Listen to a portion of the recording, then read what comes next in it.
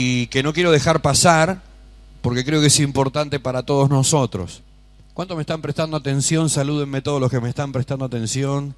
Gloria a Dios. Así que yo, antes de predicar, quiero leerle lo que él escribió. Le puso como título Padres espirituales versus tíos que festejan el cumpleaños. Quizá alguno lo haya leído en las redes sociales, porque de ahí es donde lo tomé. Pero esto nos va a ayudar un poco a entender en qué clase de lugar está usted, en qué clase de iglesia Dios lo ha puesto. Porque usted no vino porque quiso, Dios lo puso en un lugar. ¿Cuántos me dicen amén? Dios lo puso en un lugar, bajo una cobertura espiritual, bajo una paternidad, bajo un pastorado, bajo un liderazgo. Y cada lugar tiene una línea determinada. Y yo quiero que usted hoy, con esto que escribió el apóstol Fabián, pueda entender a grandes rasgos, o quizás bien específicamente, en qué clase de lugar está usted, y sepa lo que le espera, y sepa lo que le vamos a dar, y sepa lo que usted puede esperar de nosotros también. Dice así: padres espirituales versus tíos que festejan el cumpleaños. Tengo 2 hijos, uno de 15 años y otro de 20 años, ya han crecido, pero nunca olvidaré cosas que han tenido que aprender en el tiempo. En cierta ocasión, cuando ellos eran niños, me plantearon que querían irse a vivir a la casa de la tía, porque yo era muy exigente. Cabe mencionar que ellos solo visitaban a su tía en los días en que los primos cumplían años, así que solo iban a la casa de su tía cuando había globos, caramelos, pasteles de cumpleaños, magos y payasos que animaban la fiesta. Habitualmente la fiesta se extendía hasta 2 días en la casa de su tía.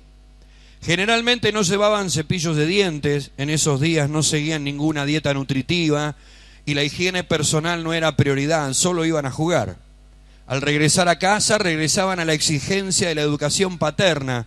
No había magos ni payasos y la higiene personal, la ducha diaria no era opcional, el cepillado de los dientes, el orden de sus habitaciones, el estudio y demás reglas de la casa. En ese contexto es en que un día ambos me plantean: la tía es más buena, queremos ir a vivir con ella. La tía los consentía, los conformaba y al fin y al cabo solo hacía que se sintieran bien en una fiesta de cumpleaños. Si tomamos esto como una alegoría, muchos hoy no están buscando un padre de fe, sino un tío que le festeje el cumpleaños. En una casa apostólica genuina, veremos que los hijos de la fe estudien, mantengan la higiene de su alma, mantengan limpia su boca y reciban una dieta balanceada. Esta es la razón por la cual hoy proliferan los modernos ministros proféticos. Los genuinos parecen estar en extinción, pero existen, los he escuchado. Muchos profetas hoy andan ofreciendo caramelos, una dieta de azúcar, convirtiéndonos en diabéticos espirituales, a los inmaduros e incautos niños o adolescentes espirituales que los escuchan. El azúcar en la sangre hace que las heridas no cierren. Por eso encontramos eternos heridos en las iglesias con heridas aguzanadas. El azúcar nubla la visión hasta destruirla. Tenemos muchos maravillados por palabras agoreras de los profetas modernos, pero que andan a tientas con una visión nublada. El mensaje de hoy es: recibirás azúcar y más azúcar. Hoy muchos de los llamados hijos de fe no quieren rendir cuentas, le fastidian ser calificados, manifiestan su inmadurez y plantean dejar una casa paterna a cambio de un tío que los consienta. Algunos espiritualizan el desorden diciendo: nadie me entiende. Quieren confraternizar con otros, pero no quieren invertir en relaciones de reino. Quieren ir sin ser enviados, servir sin ser habilitados para hacerlo. Cuando hoy solo se sugiere tomar la cruz y seguir al Maestro, huyen dejando sus compromisos a un lugar de palabras de confort que endulza sus oídos. Padre espiritual es aquel que recibe y toma a hombres que no tienen dirección, propósito y destino, y les enseña, los ama y los ayuda a encontrar su propósito y su destino profético. Un padre no entretiene a sus hijos los domingos, los para en la puerta de su herencia, no les da puestos para que no se vayan, los posiciona. Un padre te hará crecer. Pasar por alto errores de un hijo de la fe no ayudará a él. Tampoco ayudará a la tarea apostólica que un padre de fe realiza. En el anhelo de la multiplicación no le hemos dedicado tiempo a la formación moral y espiritual de los hijos de la fe. Instruir y capacitar es el gran desafío de un padre de fe. Un padre espiritual no impone, no manipula, no domestica. Un padre espiritual instruye, direcciona e imparte. Un padre espiritual protege con su buen consejo al hijo de fe que está dispuesto a escuchar. Los padres espirituales se constituyen en ejemplos de matrimonios santos y consagrados a Dios, ejemplos en el manejo del dinero, ejemplos en la crianza de los hijos. Deben ser hombres íntegros con un carácter probado, que caminan en rectitud delante de Dios y delante de los hombres, es decir, que tienen carácter de siervos. La tarea central de los padres es desarrollar un proceso de perfeccionar el carácter de los hijos espirituales. Eso también implica disciplinarlos. La palabra corrección en griego es la palabra paideuo, que significa corregir o instruir. Planteemos esto con sinceridad. ¿Estás buscando un padre paterno apostólico que con pericia y arquitectura te empodere en el reino? ¿O solo estás buscando un tío que te regale caramelos en una fiesta de cumpleaños? Desarrollo mi tarea apostólica magisterial bajo un manto paterno genuino, al cual honro, manto bajo el cual soy habilitado y enviado a edificar el cuerpo de Cristo, la iglesia sobre la faz de la tierra. Quiero decirles que esta carta o esta nota que escribió el apóstol Fabián Di Palma es un poco lo que nosotros queremos llevar adelante. Es una tarea de formación, es una tarea donde las personas quieran crecer, quieran avanzar, quieran desarrollarse bajo el orden de Dios, bajo las pautas del Espíritu, esperando los tiempos de Dios, y no que solamente le tiremos caramelos de fe opuestos para que no se vayan de la iglesia. Si usted está esperando eso, quiero decirle algo, se equivocó de ministerio. No le quiero decir que busque otro, simplemente que trate de ayornarse a lo que el Señor tiene en este lugar para usted. Nuestra tarea es formar líderes para el futuro, nuestra tarea es formar hombres y mujeres llenos del Espíritu Santo. Tratamos y nos esforzamos con mi familia, con mi esposa y con los líderes que nos acompañan de ser ejemplo en todas las cosas, aunque a veces podemos fallar porque seguimos siendo hombres, pero no le quepa la menor duda que quien les habla con mi familia y las familias que trabajan con nosotros somos conscientes de los errores que cometemos y vamos a la presencia de Dios a pedirle al Señor que nos ayude y nos transforme cuando cometemos esos errores. Tienen hombres y mujeres de ley, tienen hombres y mujeres de fe, tienen hombres y mujeres que tratan de vivir puntualmente la palabra del Señor. Así que, por lo tanto, si usted es parte de este ministerio, tenga como premisa esto: no busque tíos que le regalen caramelos. Busque un padre que lo forme para su futuro espiritual. Busque un padre que lo lance a lo que Dios tiene para su vida. Y busque padres que lo puedan llevar a la altura que el Espíritu Santo le quiere dar a su vida. No venga en busca de caramelos, porque quiero decirle algo: no tengo ninguna bolsa de caramelos, no tenemos chupetines. Aunque a veces tenemos mensajes de fe, aunque a veces tenemos mensajes que inspiran a creer en Dios, fundamentalmente fuimos llamados a formar líderes y esa es nuestra tarea espiritual y a eso el Señor nos ha llamado y eso es lo que queremos cumplir. ¿Cuántos dicen amén por esto? Así que no busque un tío, busque un padre. Decirle al que está al lado tuyo: no busques un tío, busca un padre espiritual. Los tíos son buenos, pero los padres son los padres. Amén. Bueno, quería compartirles eso antes de predicar, porque realmente me pareció excelente el artículo y me pareció apropiado para que usted sepa dónde se metió. Así que, y quiero decirle algo, no es porque sea nuestra iglesia, pero una iglesia que no regala caramelos es una buena iglesia. Amén. 3 o 4 están de acuerdo, los demás andan buscando caramelos. ¿Qué le pasa? Una iglesia que no regala caramelos como base es una iglesia bien cimentada. ¿Cuántos dicen amén por esto? Amén. Decirle al que está al lado tuyo: ponete contento por el lugar donde estás entonces. Amén. Quiero que abra su Biblia en Efesios capítulo 4 y vamos a compartir una palabra especial. Yo no sé si usted sabe, pero estamos en un tiempo, no sé si es consecuencia de los 80 días de ayunos que hicimos, pero estamos en un tiempo de guerra. Estamos El enemigo se está moviendo, el enemigo está atacando, el enemigo está usando gente inocente y de la otra para tratar de separarnos de aquello que Dios tiene para nosotros. Yo no sé si usted lo está sintiendo, pero yo como pastor quiere que le diga, siento como que tengo la pata de un gigante en la espalda que me quiere hacer besar el piso, pero mayor es el que está con nosotros que el que está en contra nuestra. Amén.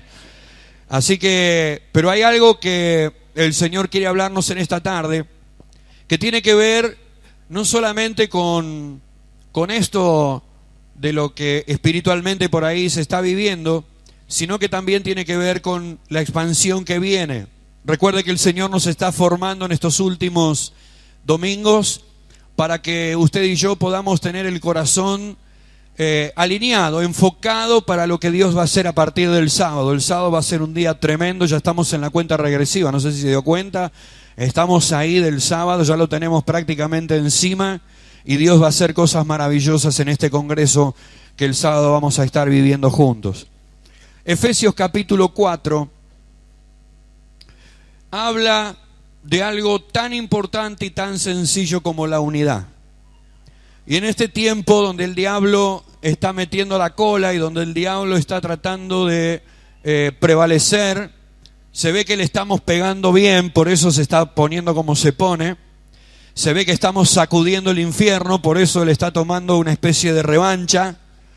Y como dijimos muchas veces, los ataques ya no vienen de afuera, no vienen con vestido de rojo, con un tridente en la mano y con una cola larga en punta.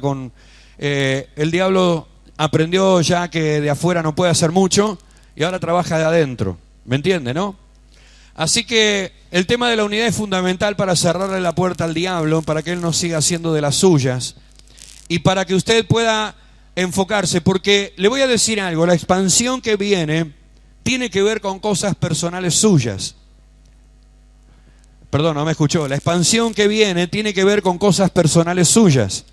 O sea que hay áreas de su vida personal y particular que Dios va a expandir. Pero también tiene que ver con la iglesia, con el ministerio, con el cuerpo de Cristo. Y quiero decirle algo, la expansión personal para usted va a llegar en la medida que aprendamos a caminar como cuerpo, en la medida que aprendamos a guardar la unidad, a medida que aprendamos a caminar dentro de la iglesia, lo de la iglesia se hará realidad y lo que tiene que ver con su expansión personal también se va a hacer realidad. Por eso es importante que usted escuche esta palabra y que le preste atención y que entienda que tiene que ver con un mensaje del Espíritu ante una realidad que hoy estamos viviendo, una realidad espiritual, obviamente. Nuestra lucha no es contra sangre y carne, el problema no es con las personas, sino con el Espíritu que opera a través de ciertas personas. ¿Me está entendiendo? Dice Efesios capítulo 4, versículo 1. Yo pues, preso en el Señor, les ruego que anden como es digno de la vocación con la que fueron llamados, con toda humildad y mansedumbre, soportándose con paciencia unos a otros en amor, solícitos en guardar la unidad del Espíritu en el vínculo de la paz. Amén. Señor, te damos gracias porque en esta tarde hay una palabra que viene directamente de tu corazón a nuestro corazón. Señor, yo te ruego que en esta hora nos estés hablando, nos estés preparando y realmente, Señor, podamos tomar esta palabra como una influencia de tu Espíritu para cerrarle la puerta al diablo. Que tomemos esta palabra como lo que es tu palabra, que nos quiere meter en la expansión que tú tienes preparada, pero Señor, que debemos preparar también nuestro corazón para poder permanecer en esa expansión.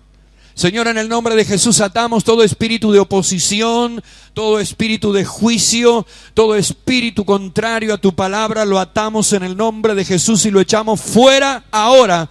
Y declaramos, Señor, por tu Espíritu, que hay libertad para transmitir tu palabra, hay libertad en el corazón para recibirla, hay libertad para ponerla por obra y nadie podrá robar la semilla que tú siembras en nosotros en esta tarde. En el nombre de Jesús declaro palabra de victoria, palabra de bendición, palabra de crecimiento y de edificación para tu pueblo en el nombre poderoso de Jesús. Amén, amén y amén. Quiero que levante su mano al cielo conmigo y repita lo siguiente.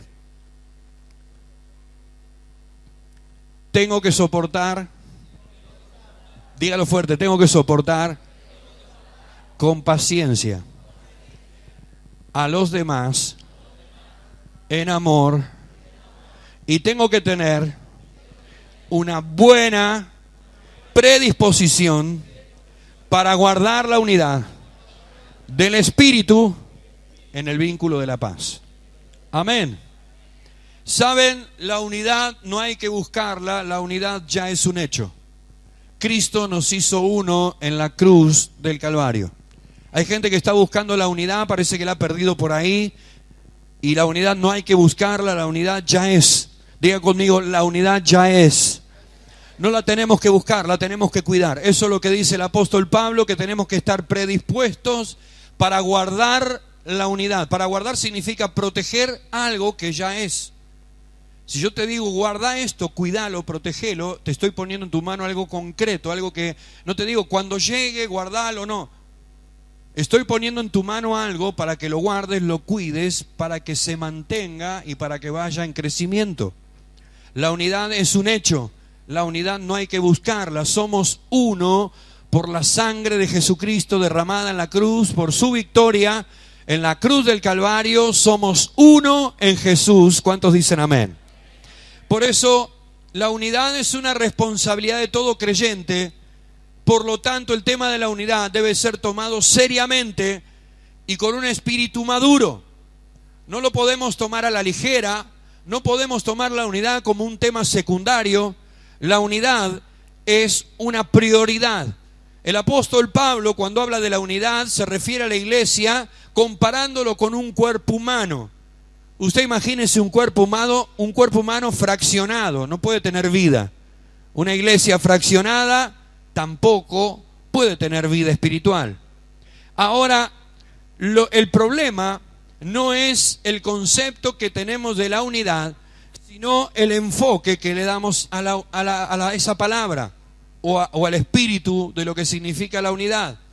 Porque el Señor nos quiere enseñar que en lugar de concentrarnos en lo que nos separa de los demás, debemos concentrarnos en lo que nos une. Amén. Normalmente el hombre se concentra en las diferencias, en los problemas, en las cuestiones que nos separan de los demás, pero el Señor quiere que en este tiempo usted y yo nos estemos fijando en qué es lo que nos une para entender realmente cuál es la unidad que Dios nos ha dado. Si nosotros miramos solamente diferencias, vamos a caminar separados toda la vida. Usted va a ir por una vereda y yo voy a ir por la otra. Pero si miramos todo lo que nos une, usted y yo podemos caminar juntos a pesar de nuestras diferencias. ¿Cuántos me dicen amén? El que quiebra la unidad, normalmente siempre la culpa se la echamos al diablo. Y quiero decirle algo, el diablo no puede ir contra la unidad que Cristo estableció. El diablo en todo caso puede ayudar o acrecentar o meter la cola una vez que nosotros como hombre nos hemos dividido. Por eso la unidad no la quiebra el diablo, sino que somos cada uno de nosotros con nuestra falta de capacidad para guardar esa unidad. El diablo aprovecha nuestra falta de capacidad. Yo quiero que usted levante su mano y diga conmigo, el diablo se aprovecha de mí. Dígalo tan fuerte como cualquier cosa, porque muchas veces se ha aprovechado de nosotros, se aprovecha de tus debilidades. Quiero que levante esa mano y diga, el diablo se aprovecha de mis debilidades. Porque es muy fácil, hay gente que le echa la culpa al diablo por todo. Por ejemplo, hace en esta semana tuvimos 48 horas sin luz. Y después tuvimos, creo que 4 días con baja tensión. Vamos por el cuarto recién ahora, parece que la tensión se normalizó. Y usted no sabe qué me pasó ayer. ¿Qué pudo haber pasado ayer? Se me quemó el motor del compresor de agua. Una bendición. Así que más de una gota de agua en la boca de cada uno de mis hijos no echamos hasta que arreglemos el motor ahora. Estamos con el gotero. Una gota para vos, una gota para vos, una gota para vos. Tenemos que hacer rendir el agua. ¿Y sabe qué fue la primera expresión? Este diablo inmundo. Y la culpa no la tiene el diablo, la tiene Denor. ¿Me entiende? El diablo pobre no hizo nada a esta vuelta, ese Denor que no hace bien su trabajo y los generadores, etcétera, etcétera, etcétera. Y el pobre diablo siempre la cobra en todas. Siempre la culpa la tiene el diablo. Es más, hay gente que usa al diablo para enmascarar sus propias debilidades. O sea, si yo le echo la culpa al diablo, me estoy desligando de la responsabilidad que a mí me toca por lo que hice. Este diablo. ¿Y si fuiste vos, no fue el diablo? Mirá a la que está al lado tuyo y decirle con una sonrisa, no le eches siempre la culpa al diablo. Vos también hacés de las tuyas, decirle, vos también hacés de las tuyas. Este diablo. Las mujeres dicen el demonio de mi marido. No es el demonio de tu marido, sos vos también. El diablo entonces se aprovecha de nuestras debilidades. Lo primero que tenemos que aprender esta tarde es que el diablo se hace fuerte por nuestras debilidades. El diablo no tiene autoridad en sí mismo. La Biblia dice que Cristo lo despojó de todo poder y de toda autoridad. ¿Cuánto leyeron ese pasaje? Si no tiene, no tiene. Pero Él se hace fuerte a través de nuestras debilidades. Nuestras debilidades parece que fueran alimento para Él, para que Él recupere. Es como la kriptonita. Tus debilidades son como la kriptonita para Superman, pero para el diablo. ¿Me entiende? Le damos de comer, le damos autoridad, le damos lugar, le damos a veces más lugar del que realmente debería tener, y así después son los problemas que tenemos. Ahora, ¿qué es no quebrar la unidad? Porque a veces tenemos un falso concepto de la unidad y del amor y creemos que ser un tío caramelero es realmente ser alguien que guarde la unidad, ser alguien que te ama de verdad, ser alguien que te respeta. El tío caramelero es el que te hace vivir una fiesta, lo acabamos de leer, pero el padre es aquel que te trata en tu casa, que te pone los puntos, que te dice cómo se vive, cuáles son las reglas de vida y cómo es tu camino hacia adelante. Por eso a veces tenemos un concepto equivocado de algunas actitudes y pensamos que con esas actitudes se quiebra la unidad. Por ejemplo, no quebrar la unidad es corregir un error. A veces pensamos que cuando alguien nos corrige, no nos ama y está atentando contra la unidad del cuerpo de Cristo porque me está despreciando. Y cuando Dios nos enseña que Dios al que ama, lo corrige.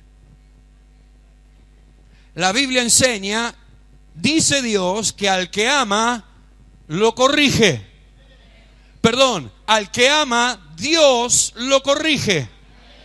Segundo, pensamos que marcar el camino a la gente, decirle por dónde tiene que caminar, es quebrar la unidad porque está atentando contra mi vida. Y quiero decirte algo, la Biblia dice que Dios dijo, que dejó escrito, mejor dicho, que lámpara es a mis pies la palabra de Dios y lumbrera en mi camino. O sea, la palabra de Dios está para marcarme el camino por el que debo andar. Cuando alguien en la autoridad que le fue dada me está marcando el camino por el que debo andar, no está atentando contra la unidad, sino que al contrario está edificando mi vida. ¿Cuántos me pueden decir amén? Ejercer el liderazgo no es atentar contra la unidad. Hay gente que piensa que porque alguien ejerce su liderazgo, y no estoy hablando de de mandar a la gente, estoy hablando de ejercer el liderazgo, que es otra cosa, de poner orden, de que se cumplan las consignas, de dar pautas de trabajo, etcétera, etcétera, etcétera, de todo lo que compete con el liderazgo. Hay gente que como no quiere ser corregida, no acepta que le digan las cosas, no acepta que le digan cómo tienen que caminar dentro de un lugar, están pensando que están atentando contra la unidad. Y quiero decirte algo. Jesús, mientras estuvo caminando en la tierra, se la pasó marcándole el camino a todos sus discípulos. Una y otra vez, cuando le hablaba a las multitudes, lo que hacía era marcarle el camino. El sermón del monte no es otra cosa que Jesús marcándole el camino, aún a los que no creían, porque si llegaban a creer en Dios y a creer en Él como Mesías, ya tendrían que saber por dónde caminar. Por el contrario, cuando una persona acepta el error y se deja corregir y se deja marcar el camino y acepta el liderazgo de los que están puestos por Dios para liderarlo, es una persona que está guardando la unidad. ¿Sabe por qué? Porque el que atenta contra la unidad no es el que hace lo que tiene que hacer, sino el que no acepta lo que debería aceptar de parte de Dios para su vida.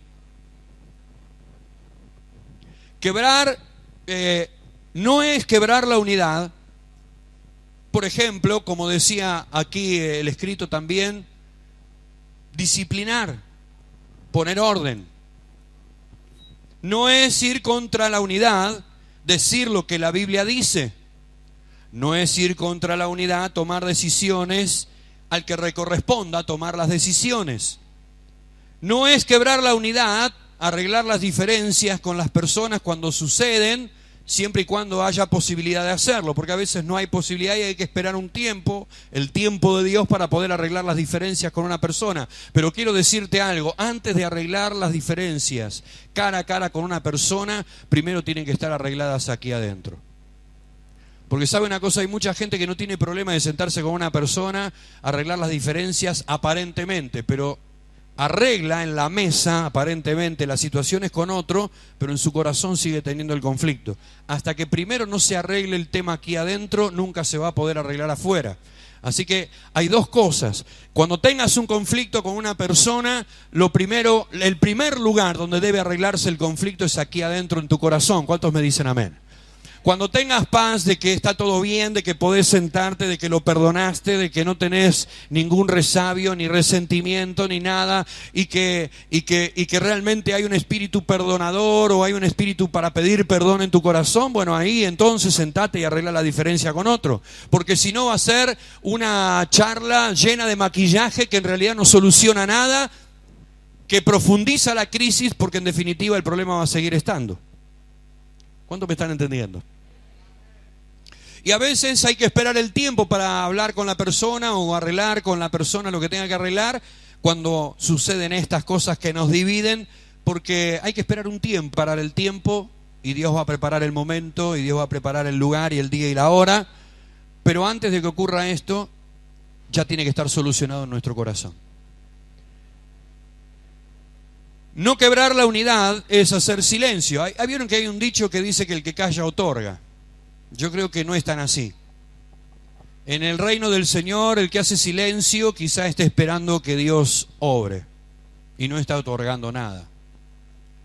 El que hace silencio en el reino del Señor está creyendo, en el caso de que supuestamente tenga razón, de que Dios sea su abogado que lo defienda.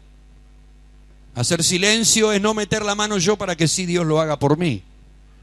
Hacer silencio es no querer que la carne prevalezca y dejar que el Espíritu obre. Así que mi hermano, sáquese esa frase de la boca y del corazón, porque dentro del reino no sirve el que calla otorga. El que calla, en realidad, si lo hace espiritualmente hablando, está esperando que Dios obre por él. Amén. Así que cuando usted haga silencio, no piense, porque el diablo es muy bicho,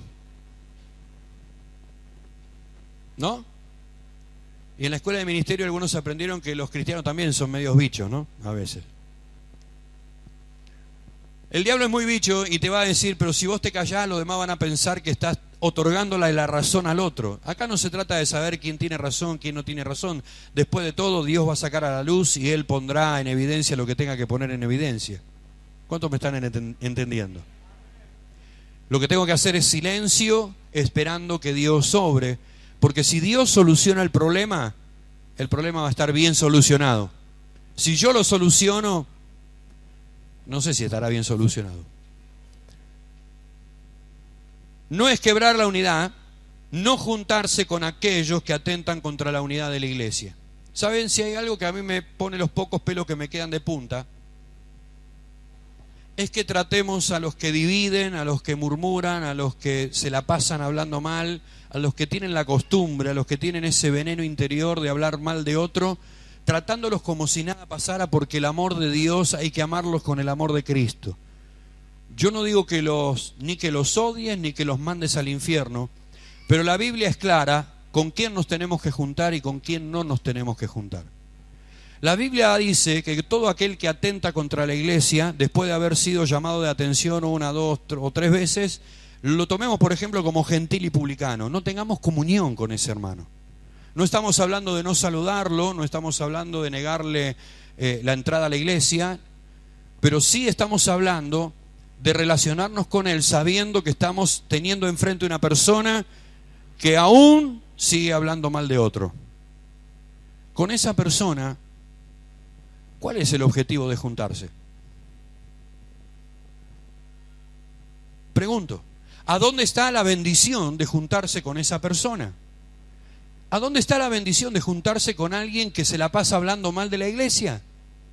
¿A dónde está la bendición de juntarse con alguien que vive criticando a los hermanos de la iglesia? Y te voy a decir algo, no importa si tiene razón o no. La crítica es crítica con la verdad o con la mentira. ¿Cuántos me están entendiendo? Hay gente que se hacen los supuestos defensores de la verdad y lo único que hacen es ejercer el espíritu de murmuración y chusmerío con una supuesta defensa de la verdad. Dios no necesita paladines de la justicia. Él sabe perfectamente bien lo que tiene que hacer con su iglesia. Él sabe perfectamente lo que tiene que hacer con cada una de nuestras vidas. Dios no necesita superhéroes en el reino. Hubo un superhéroe y fue Jesucristo y ya hizo toda la obra que tenía que hacer como superhéroe. Nosotros tenemos que comportarnos conforme al llamado que Dios nos ha dado. Así dice la Biblia en Efesios 4 cuando comienza diciendo, el apóstol Pablo nos ruega que andemos como es digno de la vocación con la que fuimos llamados. La Biblia no nos manda a ser superhéroes. La Biblia no nos llama a ser paladines de la justicia, defensores del reino de los cielos. ¿Alguien me está entendiendo lo que acabo de decir? Mire lo que dice Primera de Corintios, búsquelo en su Biblia, así lo leemos juntos. Primera de Corintios capítulo 5, en el versículo 11, más bien les escribí para que no se junten con ninguno que. El apóstol Pablo te está diciendo no te juntes con los que hacen lo que voy a decir ahora. Que llamándose hermano, o sea siendo cristiano, no está hablando de alguien de afuera, está hablando de los de adentro. Diga conmigo, está hablando de los de adentro. Fuere fornicario, avaro, idólatra, maldiciente. Maldiciente es el que habla mal, y no solamente de vocabulario, sino el que habla mal, el que saca palabras deshonestas de adentro hacia afuera, el que habla mal de la gente, el que habla mal de la iglesia, el que se la pasa criticando y el que tira maldiciones sin que vos te des cuenta, o aún si te das cuenta. No te juntes con esa clase de gente. Borracho o ladrón, con el tal ni aún te juntes a comer. Y eso incluye el tomar mate. Bueno, pero me invitó a tomar mate. Te va a hacer mal. Lo que está diciendo el apóstol Pablo no es que margines, es que te cuides. Que nos cuidemos. Hermanos queridos, yo te hago una pregunta. ¿Cuánto te cuesta andar bien en el camino del Señor? ¿Cuánto te cuesta ponerte bien en tu vida espiritual? Años, meses, un tiempo largo. Y en una charla de mate mal hecha o mal hablada, perdiste todo el esfuerzo durante tanto tiempo que te costó ponerte bien en el espíritu. Y no me vas a negar que aunque no le creas, aunque digas, no, pero yo ya sé cómo es este es el único que tiene una lengua bífida así, mirá. La víbora la tiene menos bífida que él. Aunque, ¿por qué miraron al lado suyo? No sé, yo no dije nada, no señalé a nadie. Algunos miraron a la suegra, yo no me hago cargo de las miradas. Aunque vos sepas quién es la persona que está al lado tuyo y que sabés que cuando vayas te va a hablar mal de fulano, de sultano, de menganito, de la iglesia y de esto y de lo otro, igual, aunque vos sepas, siempre queda algo metido adentro y con ese algo, mire, yo le digo esto, se lo digo de esta manera para que le caiga con risa y lo tomemos a bien, pero si a vos te dicen, ojo con el pastor, porque viste ahora con el tema del homosexualismo y todo esto, me parece que el pastor... Y vos vas a decir, no, pero yo lo conozco hace 20 años, es bien hombrecito, tiene 6 hijos, pero te voy a asegurar algo, aunque creas que soy bien machito, cuando vengas al primer culto te vas a fijar cómo camino. Y a ver cómo muevo la manito, a ver si se me... Igual que no haga algún movimiento extraño que sea identificable con eso, voy a decir, me parece que tenía razón, me parece que tenía razón.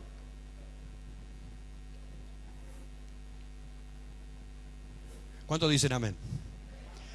Por eso el apóstol Pablo está diciendo, no te juntes ni a comer, no te conviene, no te hace bien, te costó un Perú ponerte bien espiritualmente para que en una charla de mate de 5 minutos destruyan tu vida espiritual.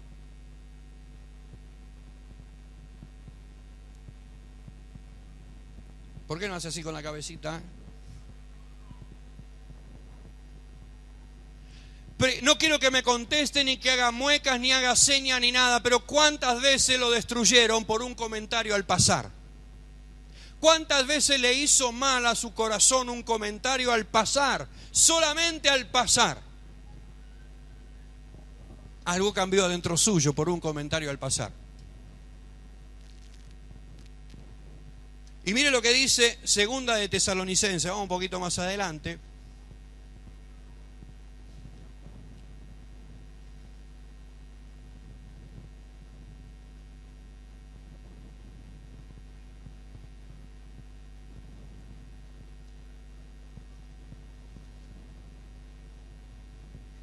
En el capítulo 3, versículo 14, porque 19 no tiene. En el 14 dice, si alguno no obedece a lo que decimos por medio de esta carta, a este señálenlo y no se junten con él para que se avergüence. Si alguien no cumple con lo que Dios dice, no se junten con él y señálenlo aún para que tenga vergüenza y cambie, es lo que dice el apóstol Pablo. Y nosotros queremos ser más buenos que Dios. Y nosotros que en el supuesto amor del Señor no podemos... No, pero es pecado. Más pecado es sentarte en una mesa y ser parte de una conversación que no te conviene. Más pecado es prestarle la oreja a alguien que lo único que quiere hacer es tirar todo su veneno interior sobre tu vida. Hemos aprendido una frase allá en la calle Lanús y quiero repetírtela ahora. No sé si la dije acá, en este templo me refiero, pero la hemos aprendido allá. Mis oídos, tus oídos, no son ningún tacho de basura para que el murmurador, el chismoso, el que le gusta hablar de más, tire toda su porquería dentro tuyo. ¿Cuántos me están entendiendo? Cerrarle los oídos al murmurador, cerrarle los oídos al mentiroso, cerrarle los oídos al chismoso, cerrarle los oídos al que habla de más, cerrarle los oídos al que con su boca lo único que hace es dividirte de la iglesia, dividirte del lugar donde Dios te puso y separarte de tu familia espiritual, la cual va a ser bendición para tu vida, no porque sea la mejor familia, sino porque Dios te puso ahí. Entonces eso de no juntarse o no tener comunión es espiritual, mi hermano. ¿Me escuchó? Lo que no es espiritual es que por causa del amor y de que como somos hermanos, tolerar lo que no tengo que tolerar. Hermanos queridos, hay gente que dice, no, pero ¿cómo no lo voy a saludar? Yo no digo que no lo saludes, pero no te pares a charlar.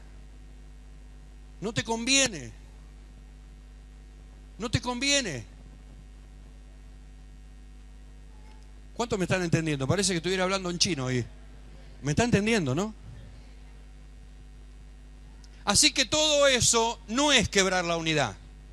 Yo le quiero quebrar el mito de lo que a veces se piensan que es quebrar la unidad y no es quebrar la unidad. Al contrario, colabora con la unidad. Y ahora te voy a decir que sí es quebrar la unidad. Quebrar la unidad es hablar de más. Quebrar, y no voy a entrar en explicaciones porque usted ya sabe qué es hablar de más. O necesita que se lo explique. ¿Necesita que le explique lo que es hablar de más? ¿No quiere que le toque el tema? Ah, no, pregunto. Quebrar la unidad es hablar con quien no corresponde. Hermanos queridos, acostumbrémonos a que si tengo un problema con alguien, lo que la Biblia enseña en primera instancia es ir a hablar con la persona que tengo el problema. Si un hermano tiene un problema contra ti, ve a ese hermano y háblalo con él, y si te escucha ganaste un amigo. Dice la Biblia, ¿dice eso o no dice eso? Entonces no vaya al vecino, no vaya al hermano de enfrente, no vaya a hablar con el nuevo, no vaya a hablar con el débil en la fe. Parece que lo hacen a propósito a veces, porque no van a hablar con alguien maduro. Nadie me viene a decir a mí lo que tiene contra fulano. No me vienen a decir a mí lo que tienen contra fulana, porque saben que lo saco como rata por tirante.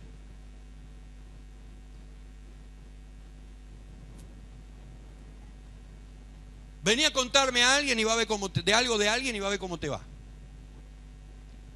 Tenemos la capacidad de ir a escuchar, a agarrar a la persona que sabemos que nos va a prestar el oído por su inmadurez, porque es nuevo en el camino, porque no entiende muchas cosas, porque estaba distraído, lo agarramos ahí al voleo y me prestó la oreja. Y no nos damos cuenta que no solamente estamos murmurando y chusmeando, que aparte estamos destruyendo una vida. Si viniste a buscar caramelos, te equivocaste de cumpleaños. Acá no había ningún cumpleaños.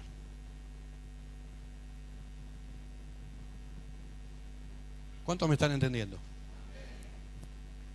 Entonces, hablar de más, hablar con la persona que no corresponde, hablar con una persona que pueda ayudarte. Yo a veces escucho a los adolescentes y vienen con hablar, ¿no? Y te dicen, pastor, mi mamá me mandó a hablar con usted. Bueno, ¿qué te pasó? Y pasó tal cosa. ¿No hablaste con nadie? Sí, hablé con mi compañera, la que se sienta al lado mío. Somos re amigas, ¿vio? Nos conocemos, venimos de jardín, primero, segundo, tercero, cuarto, quinto, sexto. Hicimos la primaria, pasamos a la secundaria y vamos a ir a la universidad juntas. Compartimos todo, nos vamos de vacaciones, todo. Yo tengo la clave del Facebook de ella, ella tiene la mía. ¿Viste? Te cuentan todo eso para mostrar que son verdaderamente buenas amigas. Pero ¿cuántos años tiene esa chica? Ah, igual que yo, 14. ¿Y qué te puede enseñar otra chica que tenga tu edad? Bueno, eso trasládelo a la vida espiritual, nos comportamos de la misma manera.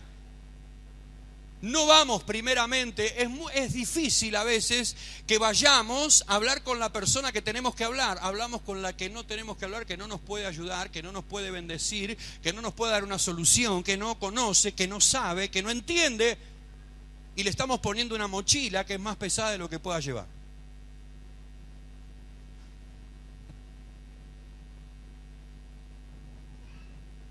Le voy a dar una estadística. Hay más gente que se va de las iglesias por las murmuraciones de los hermanos de la iglesia que por los errores pastorales. Le tiro esto porque es verdad y hay una diferencia muy grande. No estoy diciendo que no hay errores pastorales, digo que la iglesia, la membresía, muchas veces hace cosas que hacen que la gente no quiera venir más a la iglesia o que se cambie de iglesia. Pero si es nuevo, yo quiero que usted se imagine esto. Entra alguien nuevo. Viene con el alma por el piso, ¿viste? De los problemas que tiene. Y de repente viene un culto, viene dos, viene tres, ya se empieza a saludar con uno, con otro. Todavía no hizo ninguna manifestación de fe ni nada por el estilo, pero escucha que este habla mal del otro, que el otro lo critica a este, que el otro mientras está el mensaje y predicando el pastor está murmurando de abajo, este pastor, y dice, esto es peor que mi casa. Para estar peor que mi casa, me quedo con lo mío, que ya tengo bastante. ¿Cuántos me pueden decir amén por esto? Decirle al que está al lado tuyo, te está hablando a vos,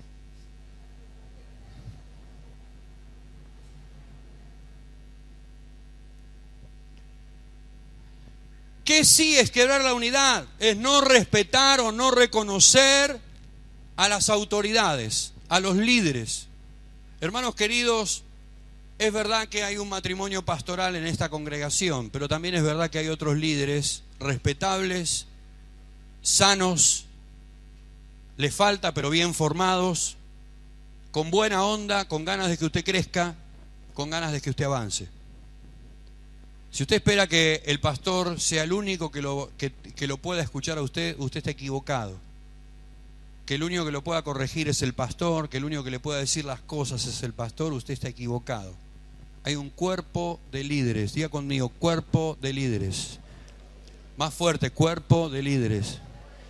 Cuerpo de líderes que están para bendecirme, que están para corregirme, que están para encaminarme y que están para decirme las cosas como son. De hecho, ellos nunca le van a decir algo que primero no hayan aprendido y que nosotros no se lo hayamos dicho primero a ellos.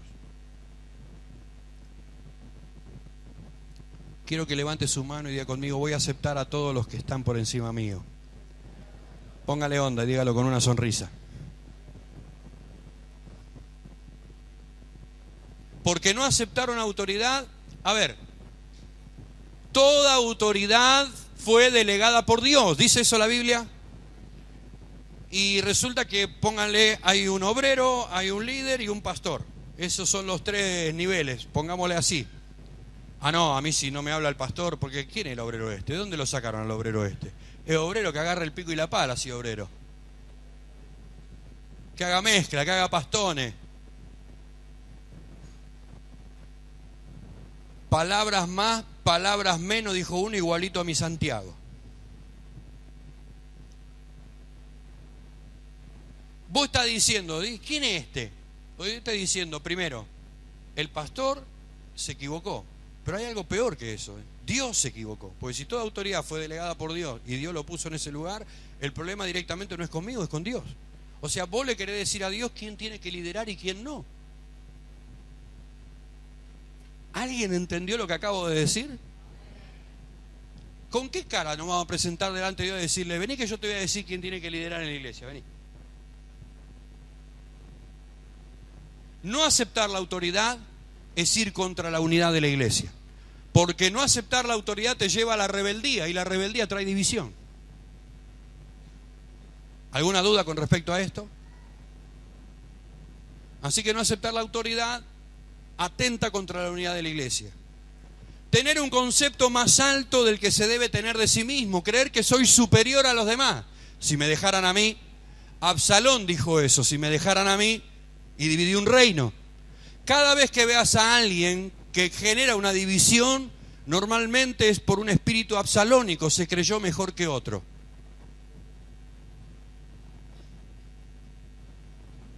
Así que no permitas sentirte que sos más que otro. En realidad lo que la Biblia quiere es que apoyes, aunque vos seas mejor, a ese que está ocupando un lugar que supuestamente vos harías mejor el trabajo. Porque, oh casualidad, está él en ese lugar, o ella. Entonces lo que tengo que hacer no es moverle el piso, no es serrucharle los talones, es apoyarlo para que Dios lo bendiga y pueda seguir creciendo. ¿Alguna duda? No hay caramelos, muchachos.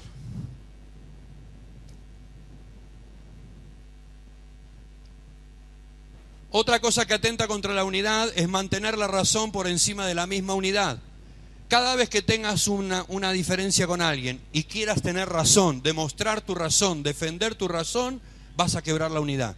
Porque en definitiva para vos es más importante tu razón que la unidad del cuerpo de Cristo.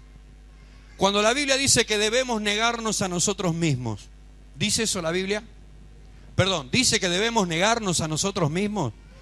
Iglesia, ¿dice la Biblia que tenemos que negarnos a nosotros mismos?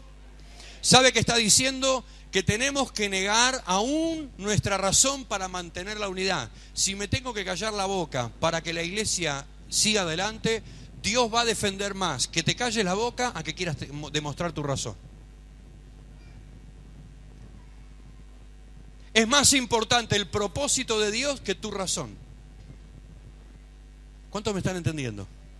Quiero que levante su mano conmigo y diga, es más importante, fuerte, dígalo, es más importante el propósito de Dios que yo tenga razón. Dios te va a defender si tenés razón, pero no te va a defender si vos querés demostrar que tenés razón y quebrar la unidad del cuerpo de Cristo para demostrar que tenés razón, ir en contra de para demostrar que Dios no te va a defender. Dios va a defender su propósito por encima de personas, por encima de razones, por encima de argumentos y por encima de situaciones. No hay nada más importante que el propósito de Dios.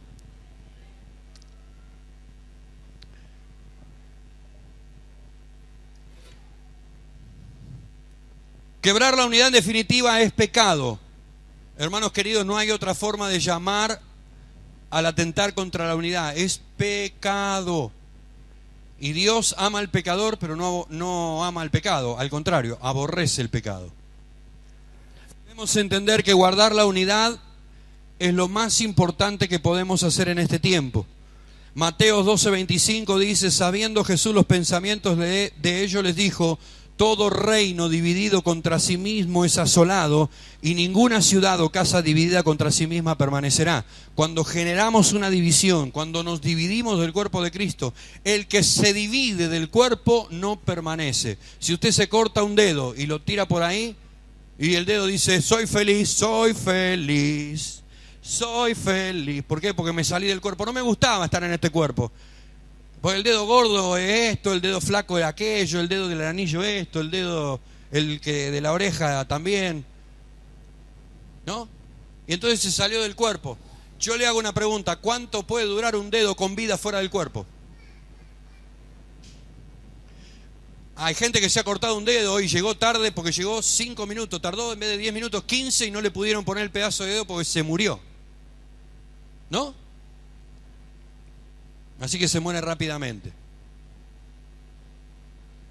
No hay vida en las actitudes que generan divisiones entre los hermanos.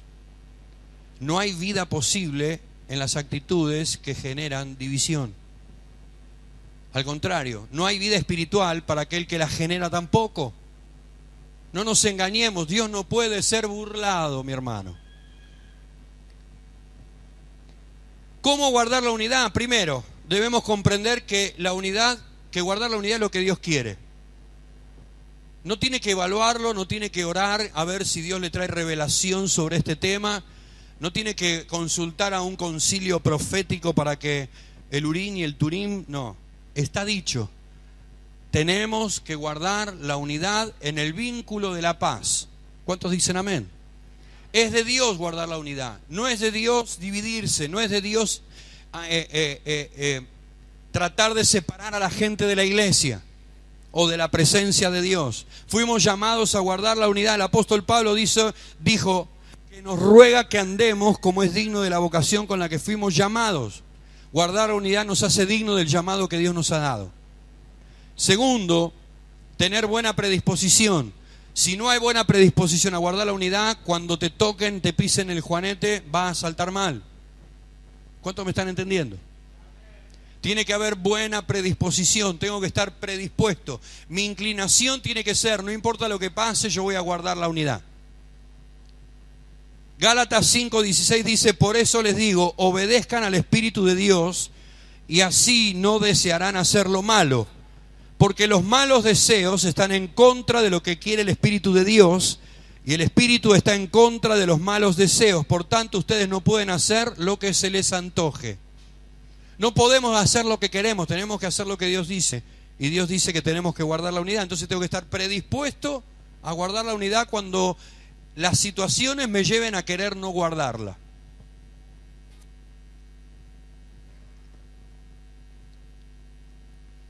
Proverbios 6. Quiero que leamos Proverbios 6. Búsquelo, por favor, vamos a leerlo juntos.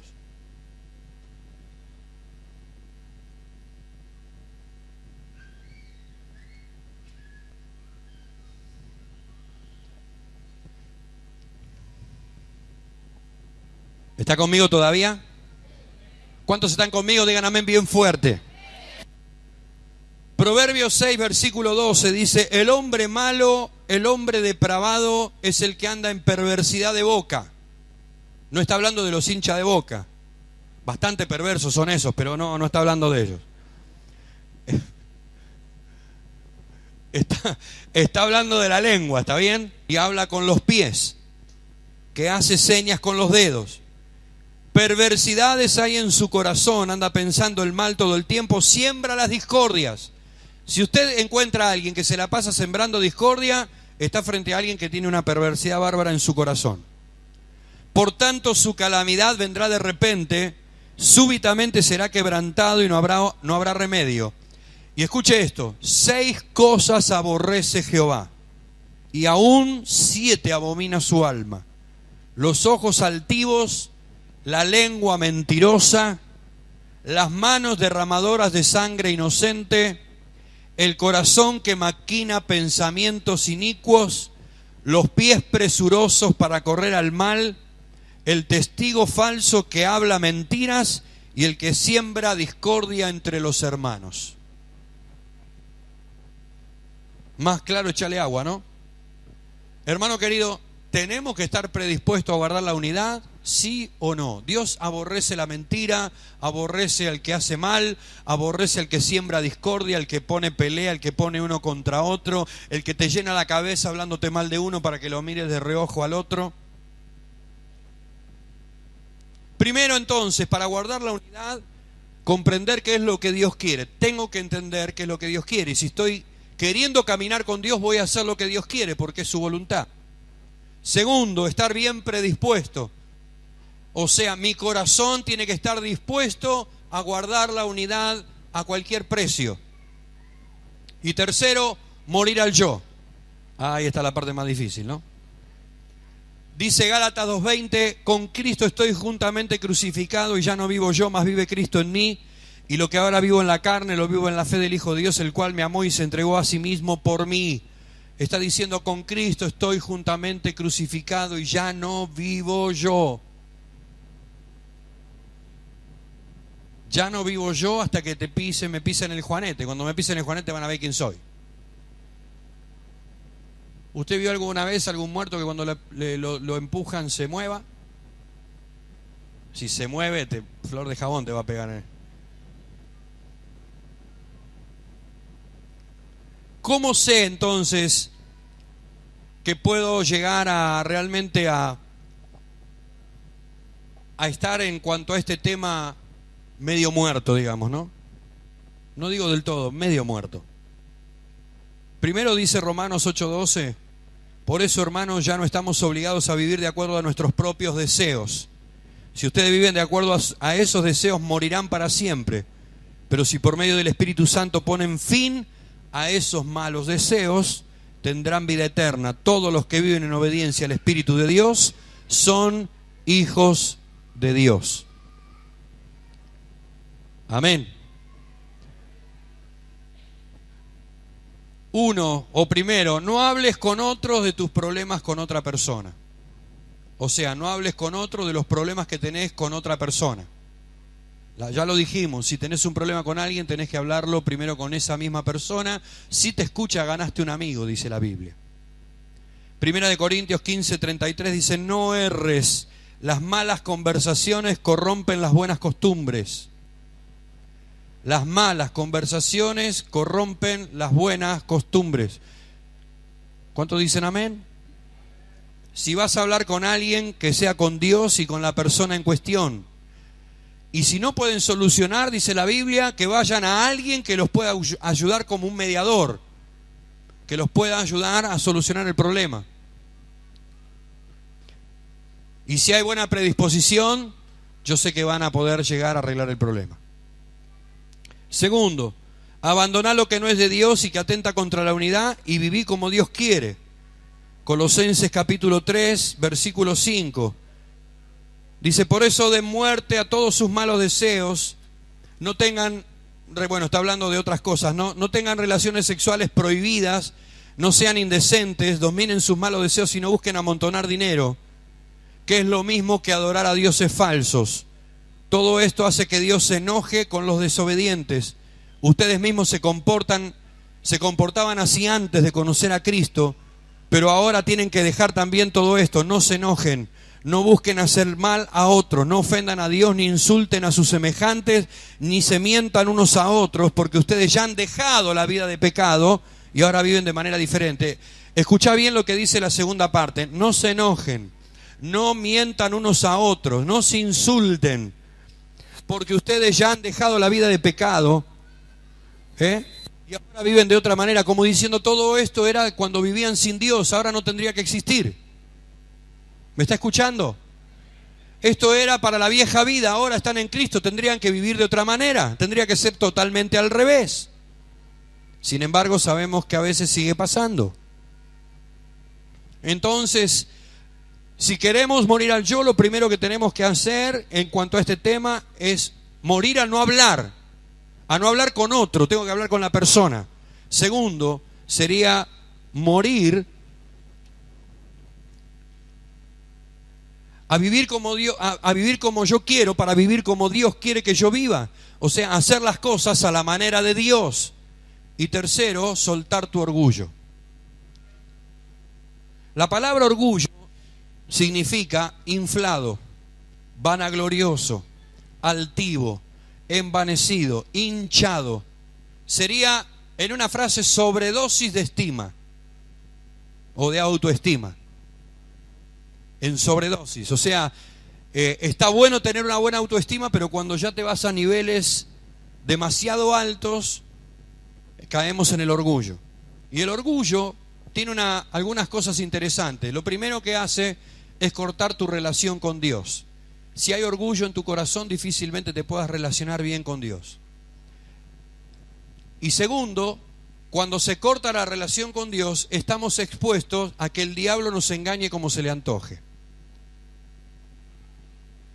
Si usted, por ejemplo, tiene diferencias con alguien y dice que lo superó, que está todo bien, porque el orgullo te lleva a decir que está todo bárbaro, está todo güey, ¿no? Pero resulta que cuando viene el hermano y entra por este pasillo, yo me cruzo al otro porque no quiero pasar por donde está.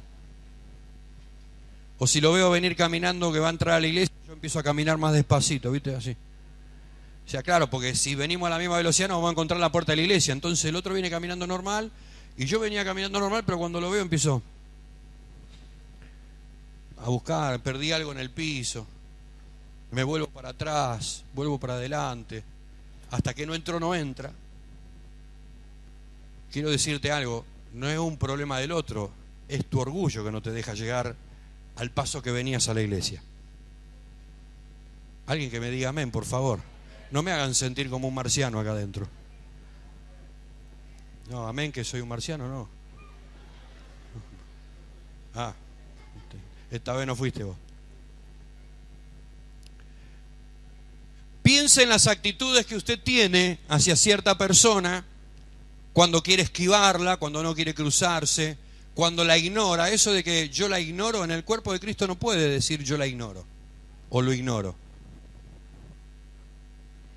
Si usted solucionó el problema, no la puede ignorar, sencillo. Si la ignora es porque todavía no solucionó el problema. Mire qué fácil que la cuenta, 2 más 2 son 4. Y usted puede aparentar, pero si adentro no está solucionado, Dios lo sabe. Dios no puede ser burlado, mi hermano. ¿Cuántos me dicen amén? Dios no puede ser burlado. Y todas estas actitudes atentan contra la unidad del cuerpo. El orgullo es engañoso y tiene otro problema, no se reconoce fácilmente. El orgullo es como el mal aliento, el único que no se da cuenta que lo tiene y que lo lleva puesto. Mira la cara que me puso.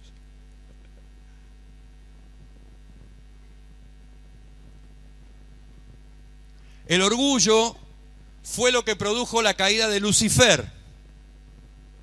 Así que el orgullo puede ser lo que produzca tu caída también. ¿Cuántos dicen amén? A veces el orgullo nos lleva a pelearnos por puestos, porque quiero ocupar el puesto de fulano, que fue lo que hizo Lucifer, quería ocupar el puesto de Dios o compartir con Dios el trono. El orgullo no te deja ser corregido, no aceptás la corrección.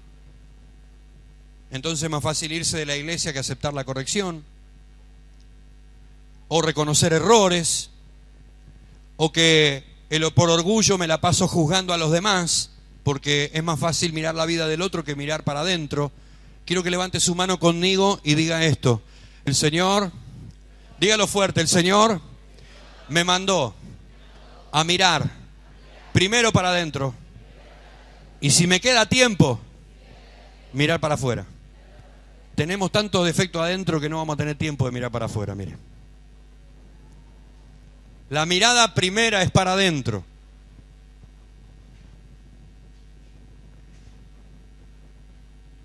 Y el orgullo tiene la capacidad de ponerme siempre en una posición superior con respecto a otro.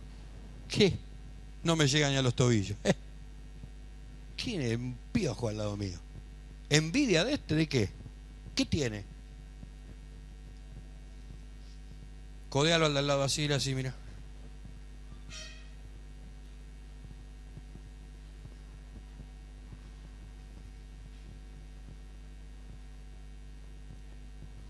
Así que, mis hermanos queridos, tenemos que soltar el orgullo.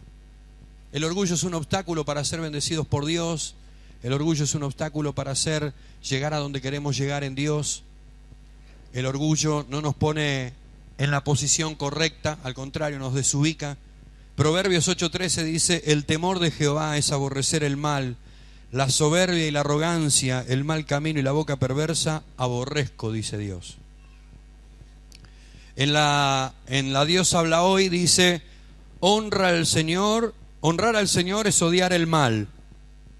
Y el Señor dice: yo odio el orgullo y la altanería, el mal camino y la mentira. Y el Salmo 19 en el versículo 12 y 13 dice: ¿quién pondrá a entender sus propios errores? Líbrame de los que me son ocultos. Preserva también a tu siervo de los soberbios, que no se enseñoreen de mí, entonces seré íntegro y estaré limpio de gran rebelión. Pero todo comienza en decirle al Señor: líbrame de mis propios errores. La primera mirada es hacia adentro.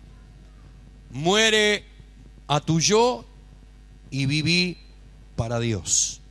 No vamos a poder vivir para Dios mientras nuestro yo esté vivo. No vamos a poder vivir para Dios mientras todavía queden esos resabios de nuestro yo erguido, parado. Por lo tanto, debemos guardar la unidad, no importa lo que eso implique. Serás bendición para el reino, serás bendición para la iglesia y será bendición para tu propia vida. Y si querés ver la expansión que Dios nos ha prometido para el próximo año, una de las cosas que tenemos que hacer entre tantas es guardar la unidad del Espíritu en el vínculo de la paz. ¿Cuántos dicen amén? ¿Cuántos en esta noche están dispuestos a decirle al Señor: yo quiero guardar la unidad, aunque me tenga que negar a mí mismo, aunque tenga que morir al yo, aunque tenga que dejar de hacer lo que hago para hacer lo que vos querés que haga? ¿Cuántos en esta noche están dispuestos a cuidar la casa que el Señor nos ha dado? No lo veo muy entusiasmado por cuidar esta casa, ¿Cuántos realmente quieren cuidar esta casa espiritual? Saben, tenemos que cuidarla de todo lo que quiera dividirla, de todo lo que quiera alejar a los hermanos, de todo lo que quiera venir con mentiras, de todo lo que quiera traer el efecto diabólico. Si no la cuidamos nosotros, ¿quién la va a cuidar? El Martín Fierro no es la Biblia, pero dice una gran verdad.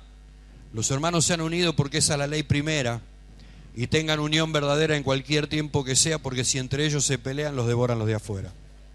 ¿No? ¿Dice eso el Martín Fierro?